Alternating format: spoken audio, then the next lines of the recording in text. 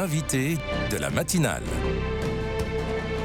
KTO Radio. Le pape a formulé hier ses traditionnels vœux au corps diplomatique près le Saint-Siège, l'occasion pour le Saint-Père d'exposer sa pensée sur l'état du monde et les différentes crises en cours. On décrypte l'intervention de François lue par Monseigneur Campagnelli, son prête-plume habituel quand il est un peu malade, avec Jean-Baptiste Noé, notre invité ce matin. Bonjour. Bonjour. Merci beaucoup d'être avec nous. Meilleurs vœux tout d'abord en cette année 2025. À vous aussi, merci. Vous êtes rédacteur en chef de la revue Conflits et historien. Alors, le pape a délivré plusieurs messages, notamment aux instances internationales et également à ceux qui détiennent les réseaux sociaux, les entreprises de nouvelles technologies. On va y revenir. Tout d'abord sur la substance de ces vœux.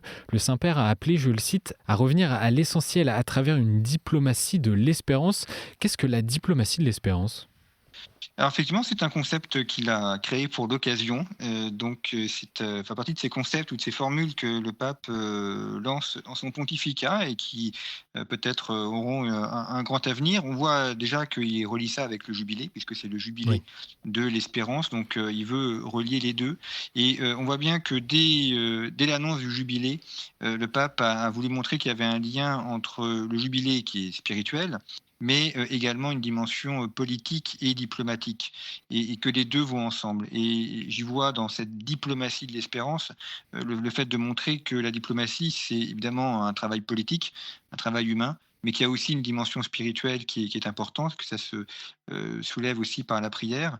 Et puis, il a en face de lui des diplomates. Il y a près de 190 diplomates, ambassadeurs qui étaient présents. Et souvent, la diplomatie peut être un petit peu la diplomatie du désespoir. C'est-à-dire que tout le monde espère la paix, tout le monde, presque tout le monde, mais on ne la voit pas toujours arriver. Au Proche-Orient, c'est quasiment infini. En Ukraine, ça va bientôt faire 3 ans. Donc, il y a un risque de désespoir. Et je trouve que le fait d'axer sur l'espérance et de montrer que même dans les guerres, il faut continuer à garder l'espérance de la paix et de la justice, c'est revenir effectivement à l'essence même de la diplomatie. C'est une invitation à ces diplomates à garder l'espérance et à agir en l'espérance. Et tout à fait, et à ne pas baisser les bras, même quand les armes prennent le dessus sur la diplomatie. François a insisté dans cette diplomatie de l'espérance sur la défense du bien commun et surtout sur le dialogue. Le dialogue, c'est revenu plusieurs fois. C'est quelque chose qui manque aujourd'hui au niveau des rapports internationaux. Oui, et notamment, ce qui m'a frappé, c'est quand le pape dit qu'il faut dialoguer même avec des personnes qui nous paraissent infréquentables. Ça, c'est l'essence même de la diplomatie. La diplomatie, c'est pas parler avec des gens avec qui on est d'accord. La diplomatie, c'est parler avec des gens avec qui on n'est pas d'accord. Et il l'a pas cité directement, mais on pense évidemment à la question ukrainienne. C'est-à-dire que même si on n'aime pas Vladimir Poutine, il faut bien discuter avec lui parce que c'est l'acteur principal de la guerre. On le voit en Syrie, même si on n'est pas d'accord avec les islamistes, il faut bien discuter avec eux parce que c'est bien eux qui tiennent les rênes du pays aujourd'hui. Et donc un diplomate, c'est ça son rôle, c'est de parler avec des gens avec qui on est très éloigné, avec des gens qui sont nos ennemis, avec des gens qui sont nos adversaires, mais on doit malgré tout parler avec eux. C'est pas parce qu'on les aime, c'est parce que c'est le seul moyen de faire advenir la paix. Donc, en substance, un message, en tout cas envoyé aux diplomates à travers Vladimir Poutine. Il n'est pas du tout nommé, mais on peut l'interpréter comme ça. Autre point qui est régulièrement revenu, l'inquiétude du pape au sujet de la négation de la vérité, portée notamment par les réseaux sociaux et les dangers de l'intelligence artificielle générative. En quoi les fake news, comme on les appelle communément, les fausses informations, sont un enjeu pour l'année 2025 ? Alors, effectivement, et notamment sa diplomatie de l'espérance, il a indiqué quatre chemins pour aboutir à cette diplomatie de l'espérance, dont le chemin de la vérité. Alors, on sait bien que la vérité nous rend libres, c'est l'essence même de l'évangile, et la vérité, c'est ce qui permet de combattre le mensonge, c'est-à-dire qu'un mensonge, une propagande, ne se combat pas par un autre mensonge. Il se combat par la vérité. Et le pape a raison de souligner que l'IA, c'est un outil. Donc, comme tous les outils, on peut faire le bien avec, on peut aussi faire le mal. Et il y a cette éducation au bon usage de l'intelligence artificielle. Et on le voit depuis, ça a toujours existé, ça fait longtemps que ça existe, mais depuis 2-3 ans, ça s'est énormément développé. On a aujourd'hui des moyens de créer des images ou des films qui sont plus vrais que nature, mais qui sont des faux films. Et donc, il y a tout ce travail à faire, qui est important, qui relève des États, mais également de chaque personne. Et le pape a raison de mettre l'accent dessus en soulignant à quel point les fausses nouvelles, les fausses informations, la propagande sont facteurs de guerre, parce qu'on ment, parce qu'on trompe les gens. Et donc, un des travaux importants de la diplomatie, c'est de contribuer à parler de la vérité, à faire advenir la vérité. Mmh. Est-ce qu'il n'y a pas un message peut-être aussi adressé à des personnes comme Elon Musk ou Mark Zuckerberg qui sont derrière les réseaux sociaux ou justement ces entreprises d'intelligence artificielle? Alors effectivement, alors ils sont pas directement nommés, mais enfin, quand on lit les propos du pape, on peut, penser à eux. Et puis, alors il y a, ceux qui produisent, les technologies et puis il y a tous ceux qui les utilisent. On sait bien, que sur les trolls, ou d'autres types de personnes, d'ailleurs le pape à plusieurs reprises avait parlé également de la chasteté, dans le langage, dans la manière de parler, de ne pas mentir, de ne pas attaquer, les gens, via les réseaux sociaux, donc à la responsabilisation personnelle. Et ça, c'est un point, aussi enfin, les 2 vont ensemble. Donc Mmh. il y a Elon Musk et nous, si je puis dire. Et le pape souligne ça parce que c'est du ressort de tout le monde. C'est pas Mmh. que du ressort, des grands de ce monde. Jean-Baptiste Noé, vous parliez des 4 chemins de la diplomatie de l'espérance avancés par le pape François. Il y avait la vérité, quels sont les 3 autres?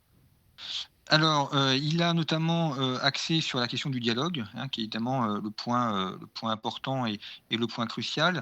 Et puis, le fait également de placer, les hommes au cœur même de la diplomatie. Ça, c'est aussi un point, qui est fondamental.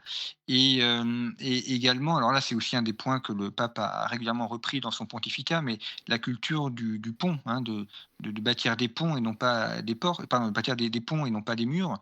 Et justement l'importance de la porte, hein. Dans ce jubilé, on va traverser des portes, les portes saintes.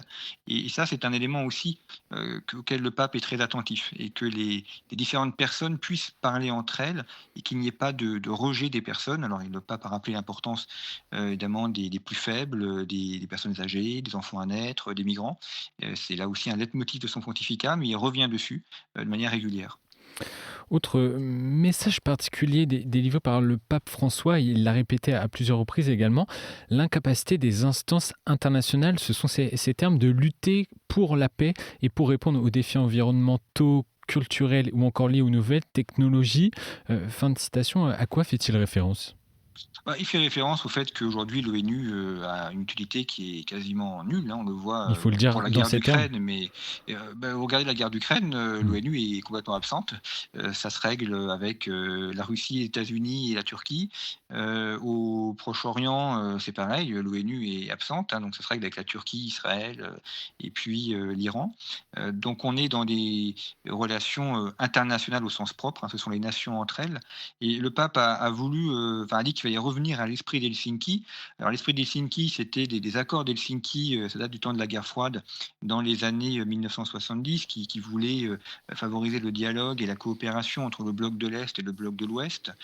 Et le Saint-Siège avait beaucoup, favorisé ce genre de choses, bon, avec des résultats, assez faibles, mais en tout cas, effectivement, il appelle à ce qu'il y ait un retour de la coopération internationale, à ce que, l'ONU retrouve sa place et les différents organismes de l'ONU retrouvent leur place.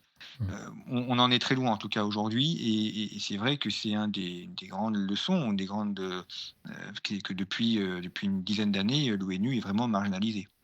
Et lui-même, François, attend, en tout cas, appelle à une réforme complète de ces institutions internationales sur le principe de subsidiarité. Est-ce que c'est possible?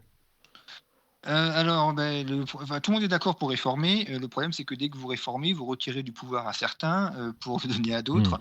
Et donc évidemment, la réforme de l'ONU, c'est quelque chose dont on parle depuis très longtemps, mais puisque vous avez 5 pays, qui sont au Conseil permanent de sécurité, donc tout le monde est d'accord pour faire entrer d'autres pays au Conseil permanent de sécurité, mais c'est là que vous retirez du pouvoir aux 5 qui y sont. Et donc finalement, le statu quo, prédomine.